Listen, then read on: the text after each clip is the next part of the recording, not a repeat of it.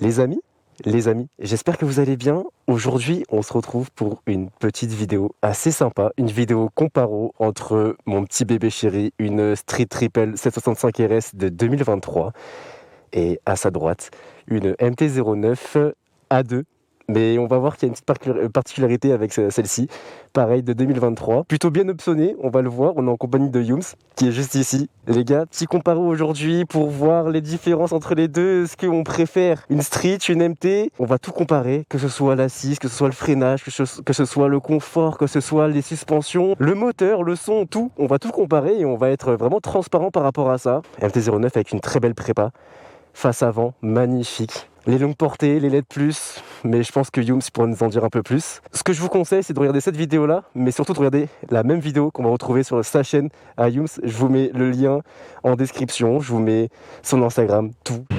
Alors, on va éviter de se répéter avec une vidéo qu'on a pu faire précédemment, que j'ai pu sortir, qui était mon avis sur la Street après un an, après 12 000 km. Je vais essayer d'être un peu plus précis et vraiment d'être au maximum transparent par rapport à ce que j'aime et ce que je n'aime pas sur les deux. Alors ce qui va être important, c'est d'y aller mollo au début. On a les pneus qui sont froids, il fait pas non plus très chaud. On a eu un petit soleil tout à l'heure, mais c'est pas suffisant.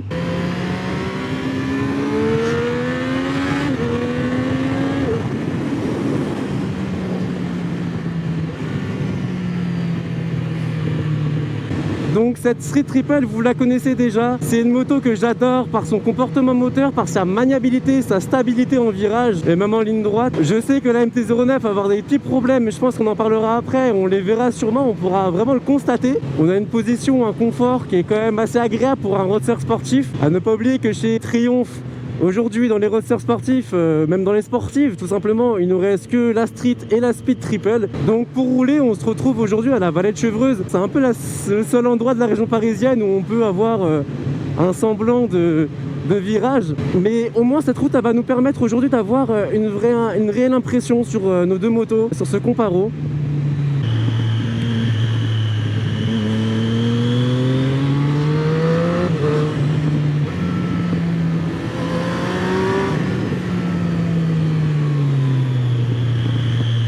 Déjà, ce qu'on s'aperçoit avec la Street, c'est qu'on arrive à l'emmener exactement où on veut l'emmener. Sur la route, on peut voir qu'il y a des petits trous, des petits nids de poules, des rayures, et on arrive facilement en fait à les éviter sans se mettre en danger. C'est plutôt une moto qui est confortable en virage, qui rassure, qui est facile.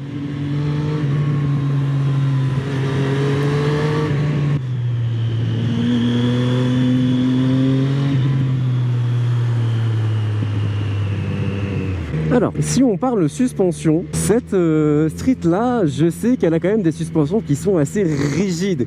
Alors tant mieux pour le côté sportif, mais des suspensions assez rigides. Donc si vous avez l'habitude de faire de la ville par exemple, eh bien c'est là où vous allez vous rendre compte et que sur Paris, elle n'a aucune utilité en fait, elle n'a pas sa place sur Paris. Je dis ça parce que je viens de la région parisienne, on a beaucoup de pavés, on a beaucoup de défauts sur la route, on n'est pas les meilleurs dans ce domaine-là. Le shifter sur cette moto, sur cette Street Triple, très agréable, un shifter qui est up, un shifter qui est down. Il est d'une souplesse sur la Street qui est plutôt bluffante. J'ai connu des motos où quand tu mettais un coup de shifter ou même un coup de boîte de vitesse, t'avais l'impression que t'allais t'arracher un pied. Ici ce n'est pas le cas. On a vraiment cette douceur, ce shifter qui passe comme un couteau dans le beurre, dans un beurre mou demi-sel.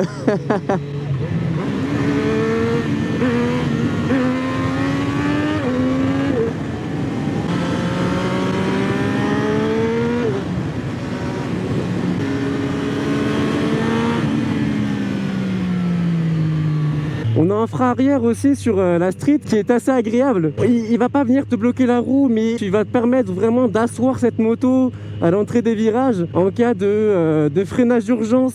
Il va pas te faire peur et tu vas pas sentir quelque chose de trop mou. C'est ça qui est vraiment agréable aussi avec cette moto. Et on parlait de frein, on va parler aussi du freinage avant. On a des mètres cylindres qui se règlent sous 3 pistons, un piston 19, 20 et 21, qui nous permettent d'aujourd'hui de choisir exactement ce que l'on souhaite comme type de freinage. 19 si on est plutôt sur quelque chose d'assez doux, et 21 si on veut quelque chose un peu type pistard avec énormément de mordant. Bien sûr, tout ça, ça vient s'ajouter aujourd'hui avec des étriers taillés dans la masse, des étriers stylés max, sont repris de la Speed Triple 1200 et c'est un réel confort aujourd'hui d'avoir sur un mid-size comme celui-ci un freinage aussi performant. Bien sûr, on parle de performance, on a aussi des Durit Aviation qui sont d'origine sur cette moto, qui nous permettent aujourd'hui d'avoir de l'endurance de freinage.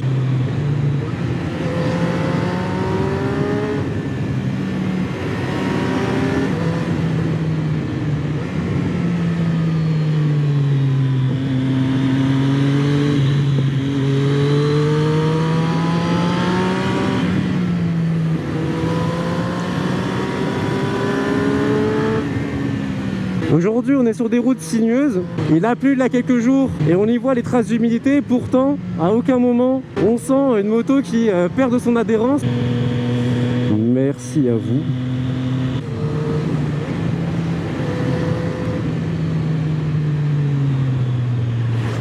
Bravo. Bravo, bravo, bravo. J'avais pas compris, je comprenais pas pourquoi il roulait à contresens comme ça, mais bon. Cette Street Triple 765 RS de 2023 nous donne aussi la possibilité aujourd'hui d'avoir 5 modes de réglage en ce qui concerne les types de conduite. Tout à l'heure, on en parlait avec Humes. Quand vous achetez une moto, il faut savoir qu'il y a aussi la gueule. Et cette Street Triple, il faut s'avouer surtout que dans ce coloris-là, elle est quand même assez intéressante.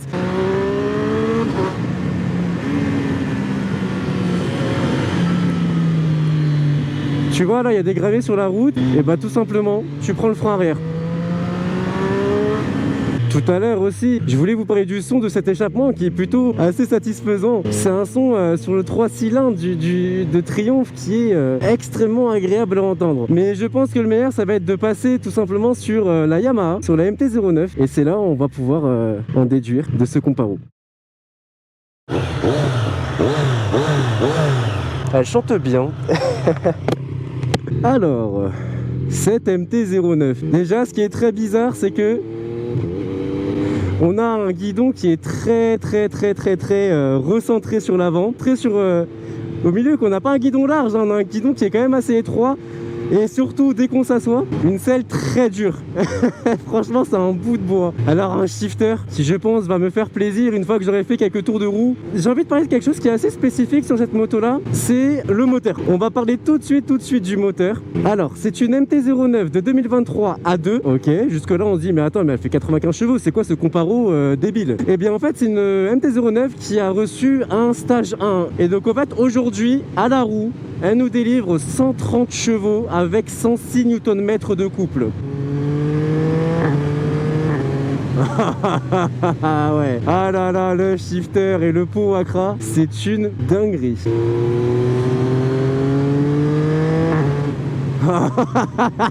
C'est un fusil.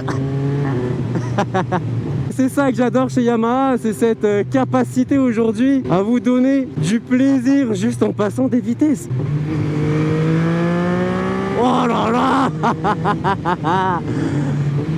Alors en termes de freinage, on a un freinage qui est quand même assez dur au niveau de la poignée, au niveau du levier. Ça freine, c'est pas non plus mou hein, comme certaines MT-09 de l'époque. Par contre, j'ai vraiment cette sensation d'être assez haut sur cette moto.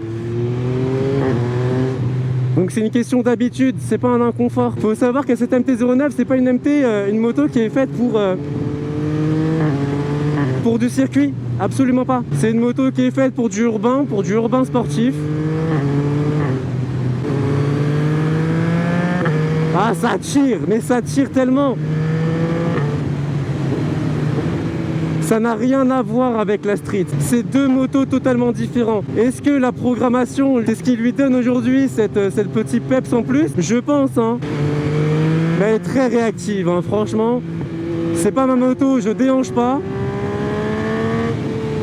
Mais vous entendez ce boucan qu'elle nous fait, qu'elle nous produit, c'est...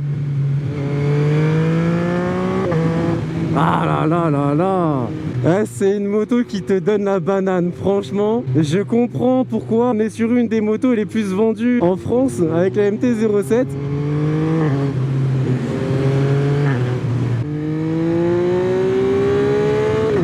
Voilà.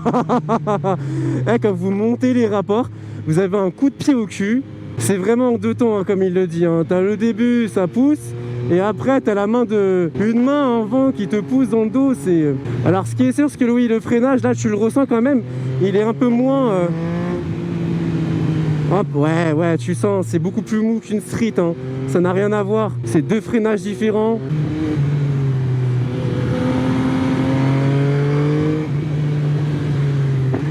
Ouh, ça dérape à l'arrière.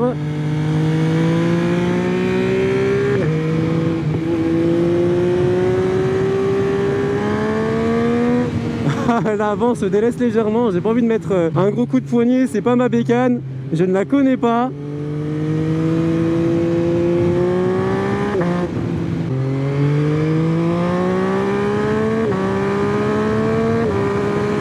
Ce qui est bien, c'est que j'ai l'impression que cette courbe de cette moto est assez linéaire comparée à une MT-09 classique, que cette reprogrammation elle a donné vraiment tout ce sens à cette moto. J'ai envie de vous dire, une reprogrammation ça coûte 500 balles, les gars faites-le. C'est 500 balles qui fait la différence, mais c'est voilà, 500 € les gars, vous avez une nouvelle moto. Donc cette Yamaha, très belle gueule, je l'adore, surtout avec les petits éléments qu'on a à l'avant, avec ces ailerons de tous les côtés. Alors attention à ne pas trop en mettre. Ensuite, comme beaucoup de motos, on va retrouver dessus énormément de protection et ça c'est une très bonne chose. Il faut protéger vos motos avec tout ce que vous pouvez, hein. Tous les top blocs, protège machin, ceci, faites-le les gars, parce qu'une chute à moto, même à l'arrêt, parfois ça peut coûter très cher. Donc c'est la meilleure, allez là la caméra, j'ai l'habitude de l'avoir ici à gauche, c'est le meilleur des investissements à faire sur votre moto. Moi ce que j'aime bien, c'est cette street là dans le rétro. On voit aussi qu'elle a une certaine gueule, hein. Elle est très attirante, très sexy.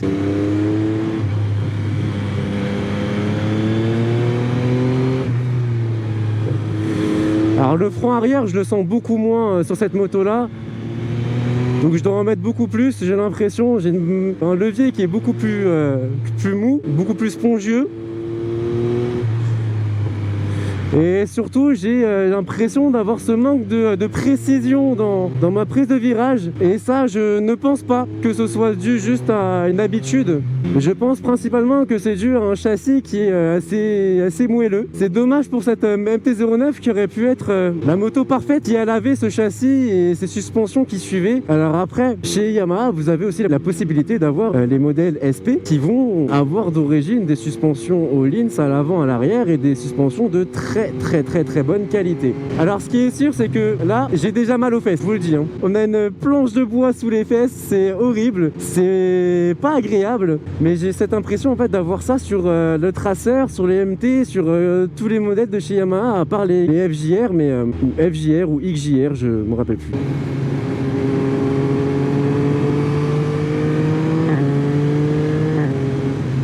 À prendre note aussi sur ça, c'est que cette MT-09 de 2023, elle a malheureusement un défaut. C'est, je trouve selon moi, mais ce petit compteur. Aujourd'hui, en 2023, on a des attentes un peu plus pointues, surtout à des prix comme celui-ci, qui je crois de sortie, celle-ci c'est d'être 10 ou 11 000 euros. C'est d'avoir quand même un écran TFT un peu plus grand, un peu plus...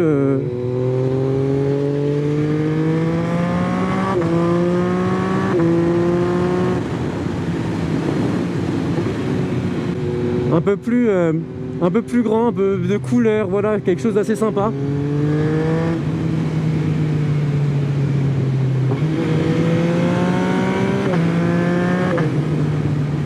Alors cette MT-09 reste, et je vous le dis, une moto extrêmement fun, et je pense... Putain, vous êtes là, c'est vrai. Mauvais réflexe.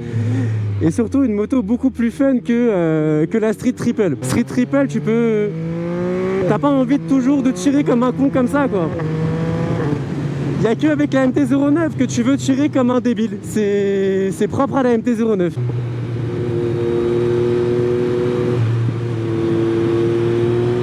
Tu vois, je suis pas en confiance. Je pense que les mecs qui mettent beaucoup d'angles avec, c'est des mecs qui connaissent très bien leur MT. Maintenant, quand vous passez d'un scalpel qui est la Street Triple 765 à ça, malheureusement, vous sentez la différence, quoi. Alors après, beaucoup vont aimer et je pourrais les comprendre, parce que en soi, tu es en permis A2, tu prends cette moto-là. Alors attention, sans la reprogrammation, c'est interdit sur la route, c'est pas homologué. Bah, c'est suffisant. T'as pas besoin d'avoir ce que moi j'ai, donc la Street Triple. T'as pas besoin d'avoir des motos à, 100 chevaux, à plus de 100 chevaux, 200 chevaux. Aujourd'hui, en tout cas en France, c'est largement suffisant. Bon. Je suis vraiment désolé, mais c'est avec une voix off qu'on va continuer ce comparatif entre la MT-09 et la Street Triple 765. Alors oui, on finit ce comparatif avec une voix off, mais comme vous pouvez le constater, le son de ma GoPro m'a lâché. Mais perso, comme ça change. Bref, c'est vrai que là tout de suite, je ne précise pas s'il s'agit d'un modèle SP ou d'un modèle RS pour la Street Triple. Et pourquoi? Tout simplement parce qu'il faut aujourd'hui comparer un modèle d'égal à égal, donc d'une version SP à un modèle RS, et d'une version non SP d'une MT-09 et d'un modèle R chez Triumph avec la Street Triple R. Pour vous la faire courte, en termes de prix, c'est d'égal à égal. Chez Yamaha, avec la MT-09 classique, on est à 10 799 € prix catalogue. Et à contrario, chez Triumph avec la Street Triple 765 R, nous sommes à 10 495 €, soit une petite différence de prix. Cependant, dès qu'on passe sur les modèles SP chez Yamaha, nous sommes à 12 899 € prix catalogue contre 12 895 € chez Triumph avec la Street Triple modèle RS. Ces deux motos sont faites pour deux types de motards différents. La première chez Yamaha, la MT-09, est une moto qui ressortira comme étant fun et joueuse, dans un contexte plutôt urbain. Chez la concurrence, eh bien tout simplement on a une Street Triple qui va être précise, performante et surtout efficace. À préciser que cette face avant typique de chez Triumph la rend plutôt élégante. On aime, on n'aime pas, moi j'aime. Chez Yamaha avec la MT-09, on se rend compte que ses qualités prononcent de trop ses défauts. Et je m'explique, elle a un châssis pas top, des freins pas top, des suspensions, il faut prendre la version SP. En ce qui concerne cette Street Triple 765 RS, elle manque de couple et c'est tout, c'est son seul défaut. Pour finir, eh bien, je vous conseille la MT-09 si vous faites le choix d'avoir la banane au quotidien et si vous roulez que en ville. À ce moment-là, la MT-09, elle est bien, elle est vraiment bien et je vous la conseille. A contrario, chez Triumph, vous avez une moto avec laquelle vous allez pouvoir rouler tranquillement à certains moments, mais surtout fort et bien sur d'autres moments. Vous avez une vraie sportive entre les jambes, une vraie Moto 2 entre les mains, et puis les finitions chez Yamaha, c'est pas encore ça. En tout cas les amis, j'espère que vous avez passé un bon moment en ma compagnie, et j'espère aussi que vous avez kiffé cette vidéo. N'hésitez pas à lâcher un like, à vous abonner, ça fait toujours plaisir. Et puis sur cette belle voix off, les amis, prenez soin de vous, je vous embrasse fort. Et puis, peace.